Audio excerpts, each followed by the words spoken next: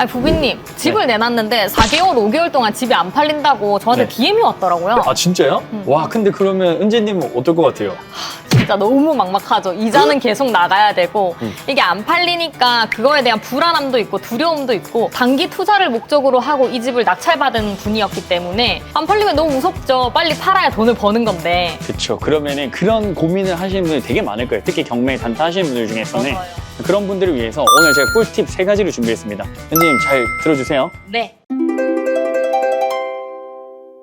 첫 번째는 오늘의 집이란 사이트를 활용해가지고 샘플 인테리어를 좀 하고 최대한 가성비 있게 샘플 인테리어를 하고 매도하는 방법을 고민해볼 것 같아요. 오늘의 집이라는 사이트에 들어가면은 비포 애프터 진짜 가성비 있게 진짜 뭐 적게는 10만 원, 좀 많게는 해봐야 1, 200만 원으로 집을 정말 새 집처럼 꾸며놓은 비포 애프터 사진들이 되게 많이 있거든요. 거기서 컨셉을 좀 뺏겨가지고 예를 들어 간접등이라든지 현관문, 도어락, 그 다음에 집 내부의 시트지나 이런 것들을 해가지고 되게 저렴하게. 근데 이제 업자에게 맡기면은 이게 비용이 엄청 늘어나거든요. 몇 배씩 늘어나거든요. 근데 이걸 내가 직접 셀프 인테리어로 그분들이 해놓은 거 그대로 뺏겨서 소품이나 이런 거 그대로 두고 가성비 있게 인테리어를 좀 해서 내놓을 것 같아요. 은지님도 만약에 집에 들어갔는데 집 보러 갔는데 사러 갔는데 집에 곰팡이가 있거나 막 되게 집이 어두운 분위기예요. 그럼 사실 이 집이 아무리 싸게 나왔어도 선뜻 손이 가지 않는단 말이에요. 맞죠. 그래서 그분들의 마음으로 대변을 해야겠죠. 그 부비님께서 셀프 인테리어를 말씀해 주셨는데 사실 혼자서 셀프 인테리어 한다는 것 자체가 많이 겁을 내시더라고요. 네. 혼자서 할 수 있는 그 범위를 조금 말씀해 주실 수 있나요?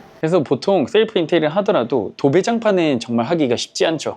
그런 것들은 견적을 좀 많이 내가지고 아까 오늘의 집뿐만 아니라 예를 들어서 사이트가 몇 개 있어요. 인테리어 견적을 받을 수 있는 사이트들. 인기통이나 숨고라는 어플이 있거든요. 거기서 견적을 좀 여러 개 내거나 지역에 있는 부동산 소장님들 통해 가지고 거기에 연락을 해서 견적을 쫙 뽑는 거예요. 거기서 되게 저렴하고 합리적으로 할 수 있는 업체를 선정한 다음에 그 다음에 거기서 도배장판 정도는 직접 맡기고 나머지는 사실 아까 얘기했던 시트지나 필름지 작업하는 거는 실제로 유튜브나 보고 다 할 수 있어요.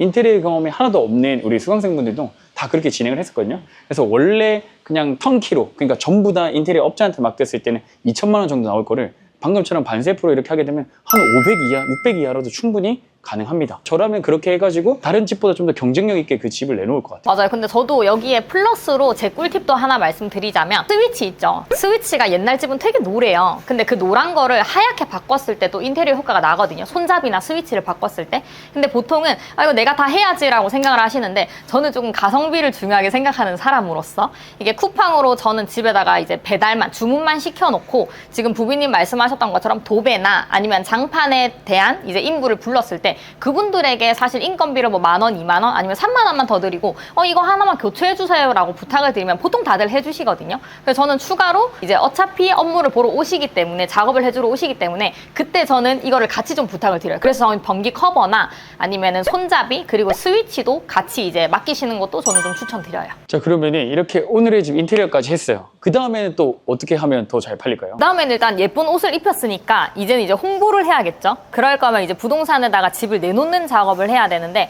저는 보통은 이제 집 근처에 있는 뭐 아파트 단지나 가까이에 있는 부동산에 일단 한 3군데 정도 먼저 내놓는 걸 추천드리고요. 그리고 저는 개인적으로 중개비를 조금 더 많이 부르기는 해요. 그만큼 이제 저희 집을 제일 먼저 팔아달라고 소장님들과 소통을 하는 거고 근데 다만 일주일을 기다렸는데도 그 소장님들께서도 아무런 연락이 없다. 그러면 이제 저는 그때 범위를 조금 넓혀가는 편이거든요. 그 동네에서 그 지역에서 이제 부동산에 있는 모든 곳에서는 전화를 하거나 아니면 문자를 하거나 그때부터는 일주일 뒤부터는 최대한 많이 내놔요. 많이 알리고 많이 홍보를 해야지만 내 집을 최대한 많은 사람들이 볼 수 있기 때문에 그리고 추가로 이제 저는 당근 그 다음에 뭐 맘카페 그리고 동네 지역에서 운영되는 블로그 카페들 그런 데다가도 저는 이제 개인적으로 집을 좀 내놓기도 합니다. 혹시 부비님만의 꿀팁도 있으세요?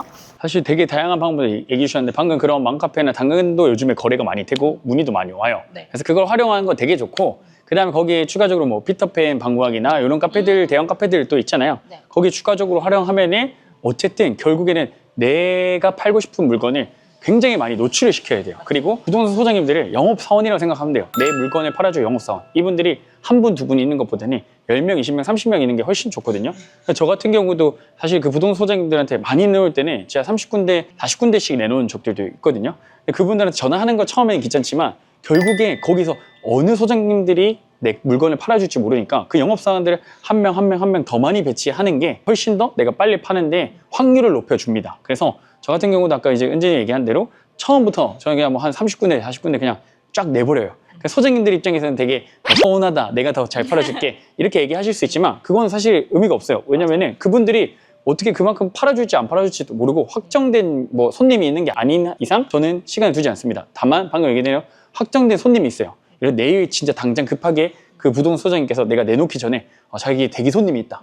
그러면 그분들이 갔다 간 시간 정도만큼은 여유를 둡니다. 그래서 하루 이틀 정도는 그 소장님한테만 시간을 주고 그 사람이 결정을 빨리 원내려서 안 산다. 이러면 아까 은진이 얘기대로 쫙 다 퍼뜨려가지고 내 영업사원들을 쫙 만들어버린 거죠. 그렇게 팔게 되면은 잘 팔아줄 것 같은 소장님이 팔아줄 때도 있지만 진짜 이 소장님이 이 부동산을 중개할 수 있을까 하는 소장님들도 팔아주는 경우들이 꽤 있었어요. 그렇기 때문에 언제 어디서 내 물건 팔아줄지 모르기 때문에 꼭 무조건 많이 내놓는 게 제일 유리한 것 같아요. 거기다가 플러스 부동산 복비까지도 같이 추가로 더 챙겨준다고 하면 여기서 플러스 기한까지 설정을 해서 이 소장님한테 그냥 단순히 수수료 100만 원 더 줄게요, 200만 원 더 줄게요, 2배 더 줄게요 이게 아니고 어느 일정 기간 뭐 2달 안에 팔면은 이 금액을 더 드릴 수 있습니다. 그 이후에는 좀 부족하니까 최대한 먼저 우선순위로 저희 거 먼저 팔아주세요. 뭐 이런 것들을 좀 부탁하면 좀 더 완벽하게 빨리 팔릴 수 있는 조건을 만들 수 있겠죠. 맞아요. 그래서 오늘의 집으로 이 첫 번째 방법으로 저희가 예쁘게 만드는 방법을 알려드렸으면 두 번째는 이제 홍보하는 단계라고 생각을 합니다. 아무리 예쁘게 만들어서도 홍보를 안 하면 팔 수가 없거든요. 그럼 이렇게 두 가지 방법을 했는데도 그래도 안 팔릴 수도 있잖아요, 부비님. 네, 그러면 그쵸. 그럴 때 부비님만의 진짜 특급 필살기가 있나요? 사실 뭐 특급 필살기가 있다기보다는 세 번째는 시세가 맞는지 아닌지 소장님들한테 피드백을 받고 그거를 이제 적용을 시켜야 돼요. 실질적으로 그럼 내가 지금 내놓은 금액이 합당한가를 따져봐야 되거든요.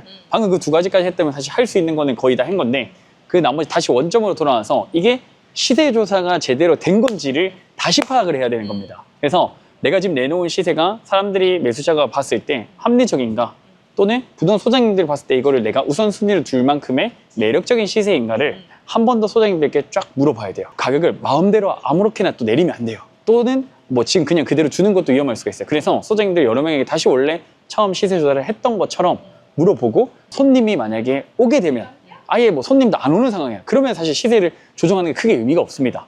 손님이 오고 있는데 내 물건에 대한 매력도를 못 느끼고 다른 물건을 다른 동의 다른 호수는 실거래가 되고 있어. 그러면 이제 내가 시세 조사에 뭔가 부족한 부분이 있는 거죠. 지금 내놓은 식. 그럴 때는 이제 여러분들 어떻게 하냐면 시세 소장님들께 의견을 묻고 거기서 평균값을 이제 내리거나 시세를 조금 내리거나 이제 그 반응을 보면서 이제 시세를 좀 조정할 필요가 있겠죠.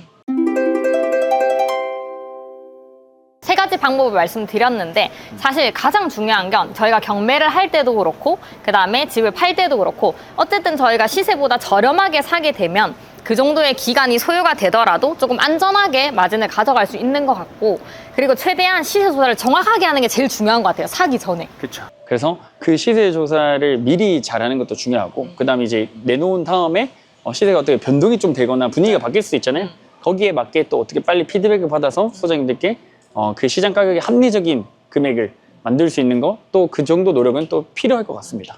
오늘 세 가지 꿀팁들을 잘 알려드렸습니다. 그래서 이것들을 여러분들 하나씩 적용을 해서 꼭 여러분들 빠른 매도를 할 수 있도록 저도 같이 여러분들의 도움될 수 있는 정보 앞으로도 많이 드리도록 하겠습니다. 여러분들의 빠른 수익 실현을 응원하겠습니다. 네, 감사합니다.